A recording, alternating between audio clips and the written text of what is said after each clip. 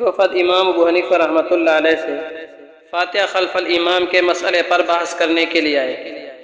حضرت نے فرمایا بھائی تم اتنے آدمی ہو، میں اکیلا ہوں، تم اپنا ایک نمائندہ مقرر کر لو، مجھ سے بات کرے۔ انہوں نے اپنی جماعت میں جو سب سے زیادہ زبان آور تھا اس کو منتخب کیا۔ حضرت امام صاحب نے فرمایا یہ تمہارا نمائندہ ہے؟ کہا جی ہاں۔ حضرت امام ابو حنیفہ رحمۃ اللہ نے فرمایا اس کی فتح تمہاری فتح، اس کی شکست تمہاری شکست تسلیم کی جائے گی؟ کہا جی ہاں۔ فرمایا پھر تو مسئلہ یہ حل ہو گیا، امام پوری قوم کا نمائندہ ہوتا ہے، اگر اس کی دعا قبول ہو گئی پوری جماعت کی قبول ہو گئی، اگر امام کی قبول نہیں ہوئی تو تم کیا قبول کرو گے؟ پھر تمہیں اس کی فاتحہ پر آمین کہنے کا حکم دیا گیا ہے۔